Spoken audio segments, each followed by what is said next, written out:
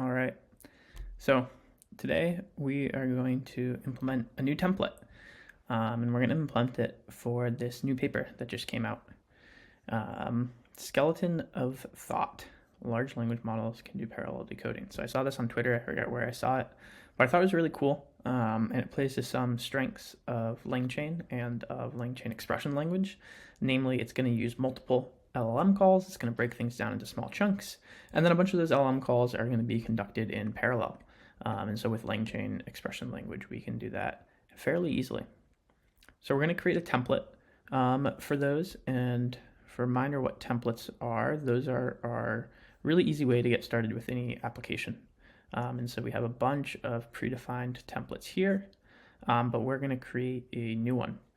And so we should have instructions on how to add. Yeah, all right. So let's create a new template.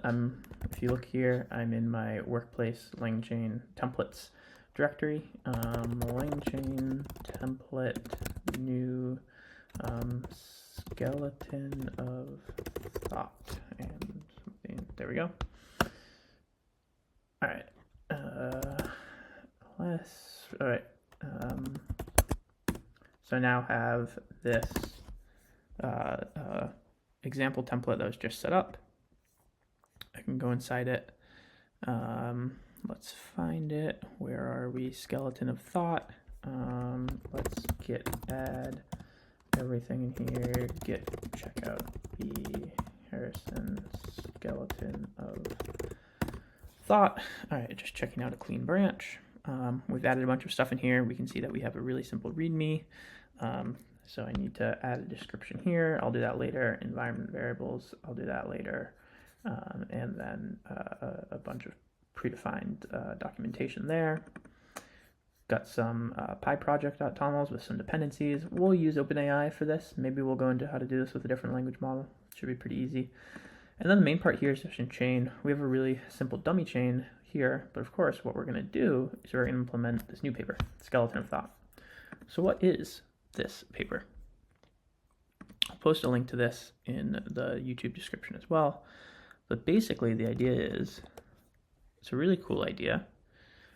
If we take a look at here, if you get a question like, what are the most effective strategies for conflict resolution in the workplace, a normal LLM response would just be generating this answer one by one.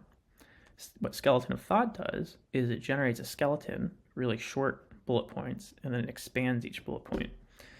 And the reason I like this is it speeds things up, so it's really, really fast, which is good. And then also this kind of speaks a little bit to kind of using the language model to plan and then execute on things. So here, each execution is just expanding with another language model call, but you could easily imagine that each execution could be another, it could write a whole paragraph. It could write a whole research report for each bullet point. It could actually take actions and do them. Importantly, like here, the reason that this is helpful and that you can do this as opposed to like a React style agent or something is that all of these are kind of independent. So you can do one without doing two, and you can do two without doing three, or two without doing one. And that makes it really easy to parallelize them, which leads to the speed up. So if you're doing things where it relies on the results of previous steps, that may not be as good of fit for this. So let's see. Okay. So this is prompt 1, this is prompt 2. That's great. It looks like they're already in, okay, so we've got one, and this is being used to generate the skeleton. So let's copy this. Skeleton generator template.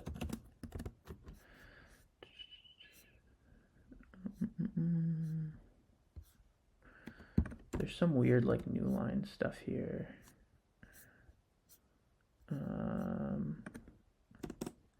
I'll just do that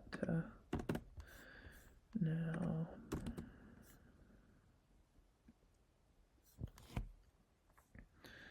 That seems fine. And then skeleton generator prompt, and then we're just going to do from template, from this template. Let's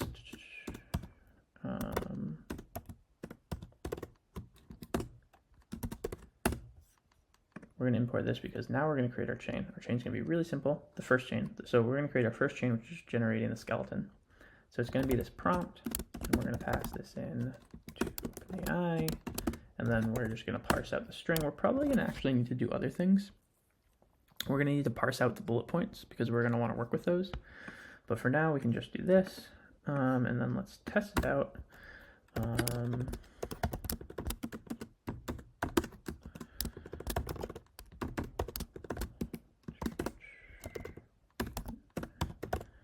Let's see, do they have a good example in the... All right. So this is the example they give in the paper. We'll use that.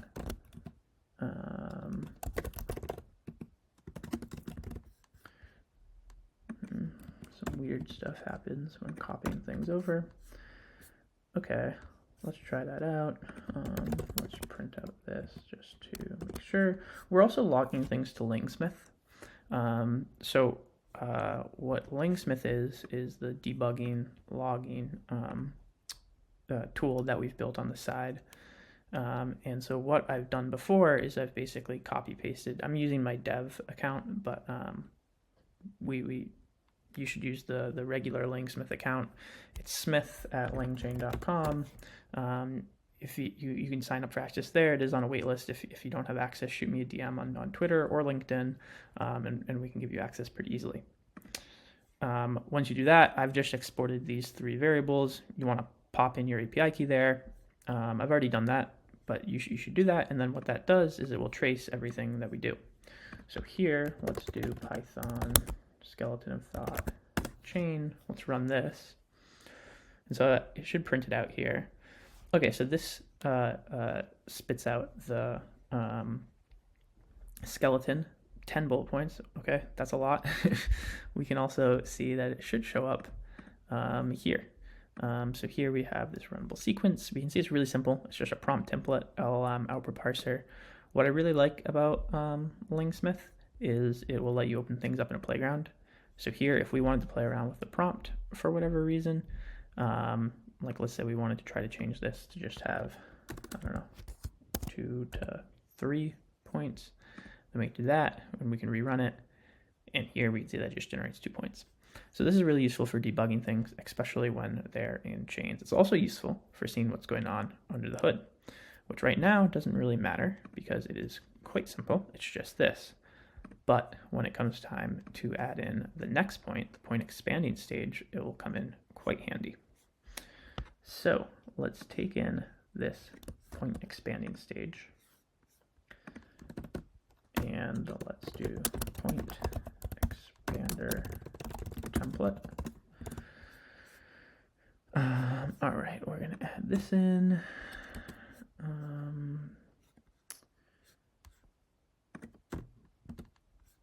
Okay, so now this takes in a few different variables. Let's make this point expander prompt equals chat prompt template from template point expander template. So this takes in question, skeleton, which is what we just generated, point index, and then point skeleton. Okay, so what we're going to want to do is we're going to want to take, let's see if there's any good diagrams for here. I guess the main diagram. Wow, okay, there's a big appendix for this. What's in this appendix? Oh, okay, so they run it on a lot of different, they have some, yeah, okay, so they have a bunch of different prompts for different models, which is really cool. We'll probably just do a basic one-shot prompt. Oh, that's cool. So they do some.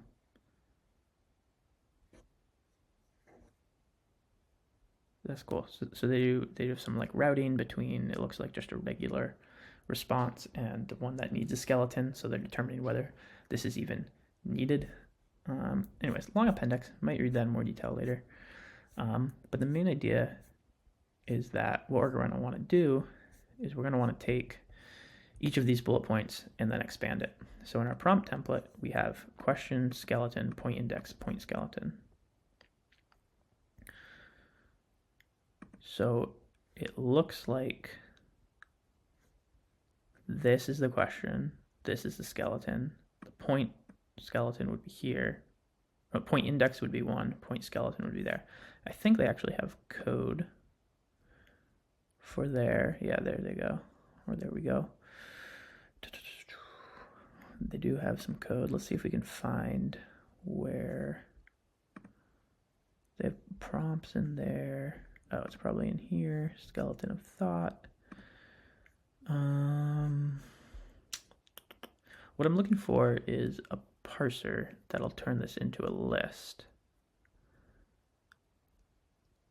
But we can probably do that.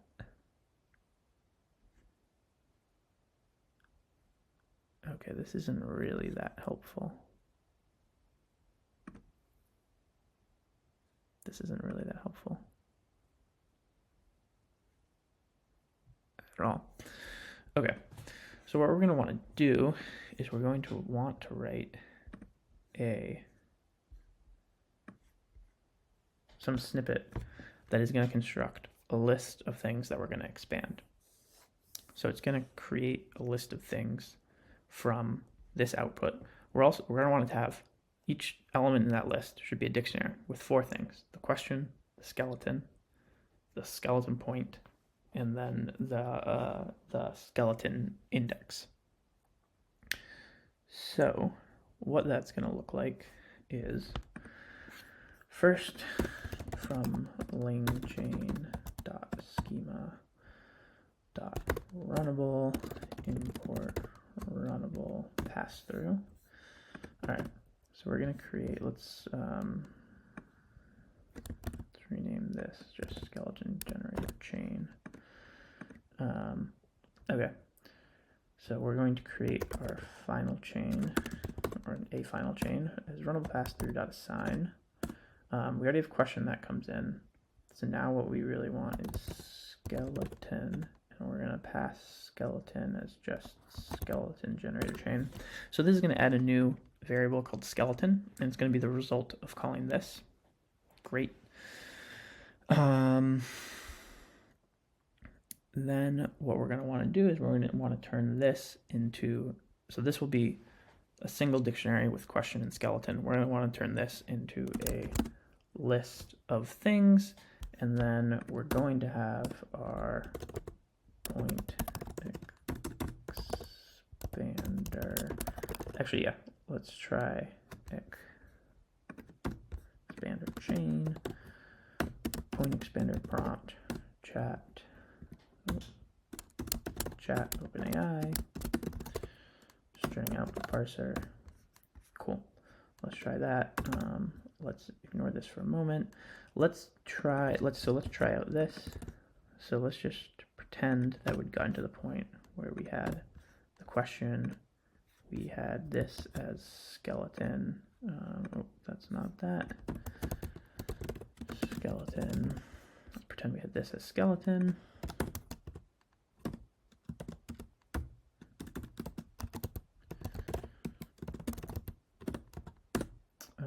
Point index as 1, point skeleton.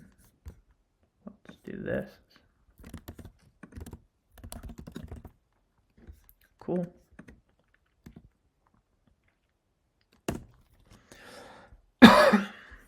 Weird. All right. So for whatever reason, the variables had some spaces in them. I don't like that.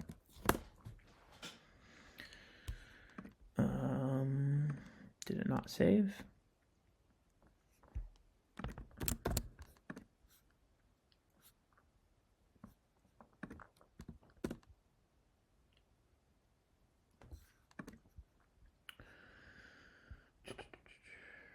There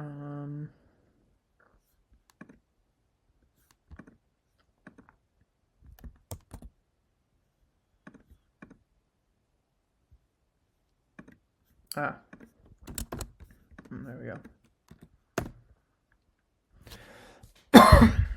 Okay, so it expanded the first one. That doesn't actually expand it that much. Whatever. Let's we can fix that with some prompt engineering later on if we really want to. So I've got this point expander thing working well. Now what we really want is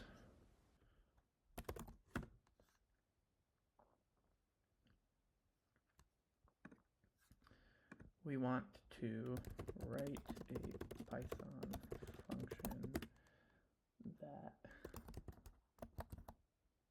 parses a single numbered list into a list of dictionaries with each element in the list having two keys, a index key for the index in the numbered list and a point key for the content. So that input may look something like this. And so here we had prompted it with 1, so I'm going to add that in there, and I'll show how we can do something to just get that. So when it generated it, it didn't have the 1 in front of it, but I'm adding it to start. Oh, interesting. It looks like it's using code interpreter. Okay, cool.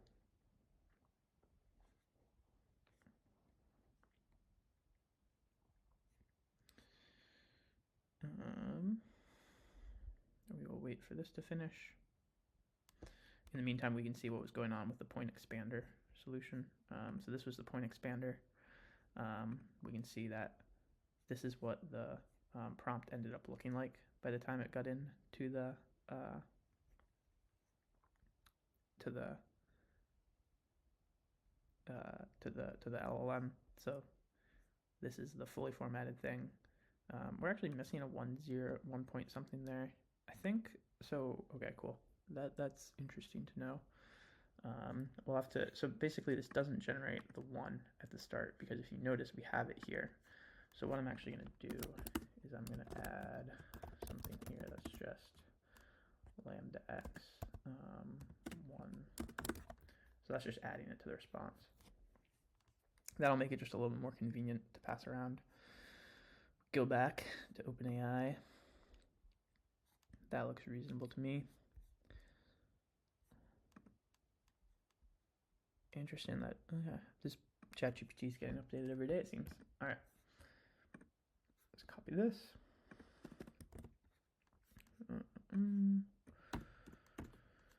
Okay, so this parses the numbered list.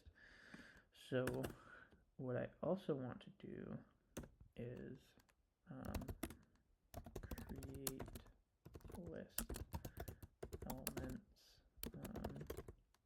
So I want something that takes in the output of this, which is a dictionary that has question and skeleton, and then creates things that can be passed into the point expander, which is question, skeleton, point index, point skeleton. So I'm going to pretend that's input. I'm going to do skeleton equals input skeleton. Then I'm going to do numbered list equals parse numbered list of skeleton. I'm going to change these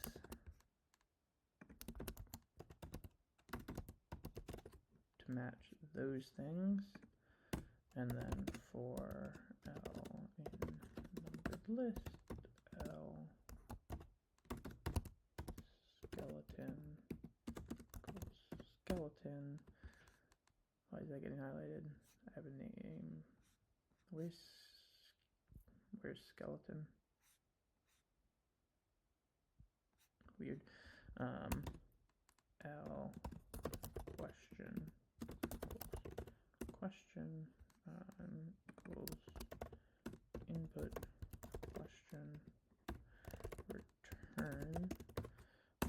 list. Cool. So now I can add this in here, and I can do create list elements. Cool.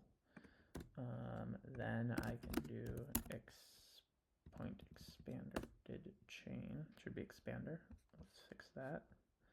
Point expander, point expander, point expander, point expander chain.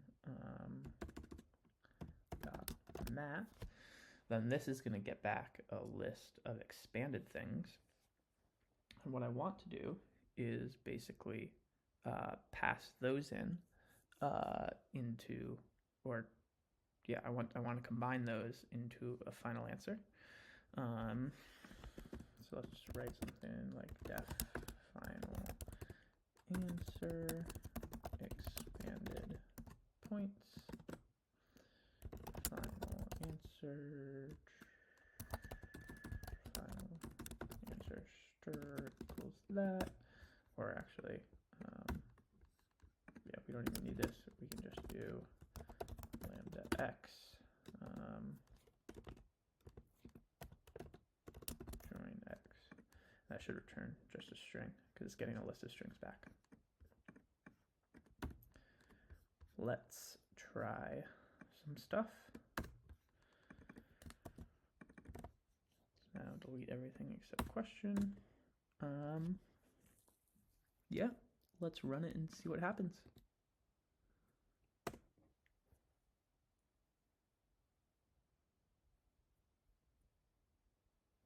Oh, okay. That was pretty fast. So that was faster than I expected. So it generates all of this. It generates all of this by, well, let's see what's going on under the hood. This is how it generates all of this. And if we expand this, okay, there we go. A lot more LLM calls. So all these yellow blocks here are LLM calls. So it actually made a lot of LLM calls under the hood. It was just done very fast. If we look at them in sequence, this is the first one, and it generates this skeleton. And then this is mapping over each of them. This is expanding the first one. Basically, so this is expanding the first one of identifying the root cause. This is expanding the second one of encouraging open communication, blah, blah, blah. We get to the final answer and then this is the final answer, which it takes in all of these and gets back this output. If we wanted to change this output in some way, let's show how we can do that if we wanted to like format this a little bit nicer. Right now, this is just joining them with that. As you can maybe guess, we could just write a simple function like def get final answer, which we started to do before, but I wanted to make sure it was working. Turns out it was working. It's quite simple, actually. Final answer string equals that. Actually, here's a comprehensive answer for L in expanded list. And you know what, let's add like that and enumerate expanded list plus equals I dot L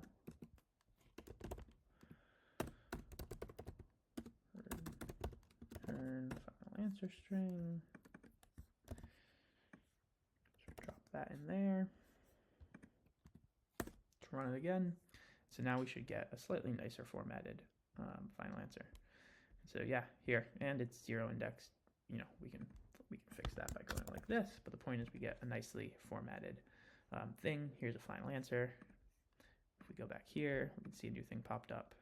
Input is this question, output is this. Here's a comprehensive answer. Okay, so it looks like, okay, so this is actually helpful. So some of them, so it looks like it largely, okay, so this is actually pretty cool. So what we can see is going on is the first one, it just starts with is, and that's because we have this prompt where we ask it to basically continue from the first one. So what we actually want to do is we actually want to add a new element into this thing, which is going to be, we can call this expanded answers. And then we can pass it here. Now, this is not going to get in the expand. So basically, what's happening is our expanded answers are continuing from here. So what we actually want to do is basically take take this thing, and then take this thing, and then add in this part to there. So what that's going to look like now is we're going to have something that has question, skeleton, and then expanded answers.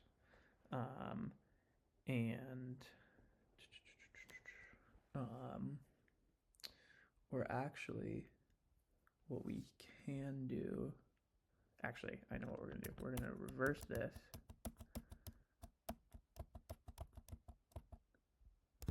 That's fine. What we're going to actually do is we're going to change the point expander chain.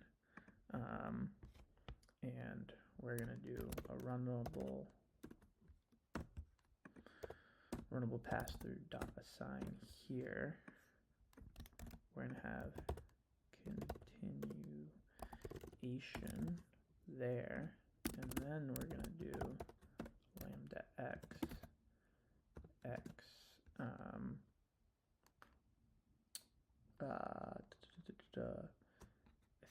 what are we calling it? We're calling it the point skeleton plus the continuation. Okay, so let's run this, see if this works, and then I'll explain what it does, if it does work. Okay, so now we can see that each bullet point is more of a fully featured or of an actual sentence. We've still got some weird things going on there, likely. So let's debug this a little bit more. So here we have this map now. Each of these is now basically it's generating this answer. It's generating this answer, and then it's appending it to this. And so the weird thing that's happening is that there isn't a space, but there should be a space. The reason there isn't a space is because, why isn't there space? Well, let's see. Oh, I mean, there's just no space there. Okay, so what we can just do is, in case there is a space, we'll strip, then we'll add in a space, and then there. So if we run this now,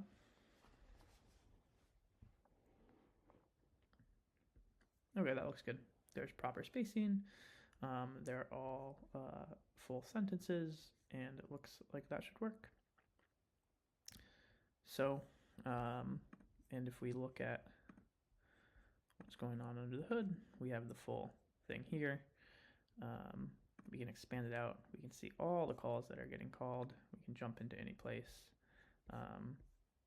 debug it, hop into a playground, try it out with different language models as well. One of the cool things that we did, one of the cool things that we did is we actually worked with Fireworks and Google to have some free models here. Let's see how Llama 2 13b does.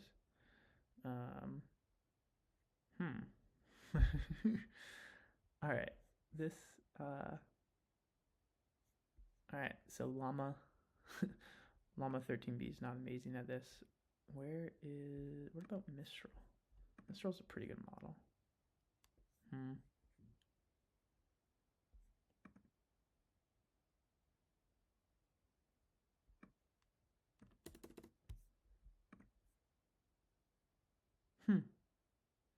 All right, I'm probably not using the right tokens to prompt Mistral correctly. So let's stop doing that. But basically, yeah, we've added SkeletonofThought as a template to LangChain. Oh, one thing that we can do now is we can actually see this in action. So if we let's just delete this.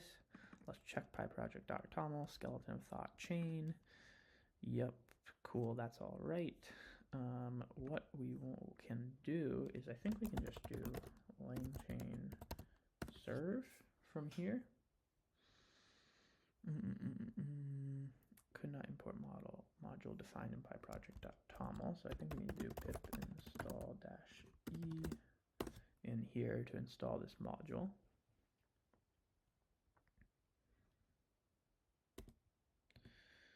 Now if we do LangChain serve, okay, so I'm on, so I'm on Pydantic 2. We really should make this Pydantic 1 by default.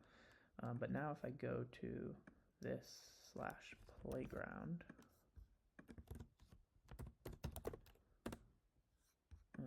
okay, and so what I need to do is it can't, because I'm using this thing, it can't automatically infer what the inputs are correctly. So I'm going to, from LangChain Pydantic v1, import base model, class chain input base model,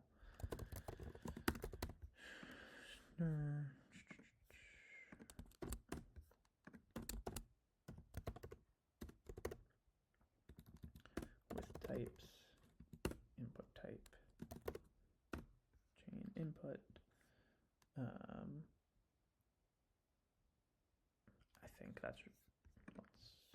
think that's, I don't know if I have to type the output or not. Cool. Okay, so we get this. What are the most effective strategies for context resolution? What are the most effective strategies for conflict resolution in the workplace?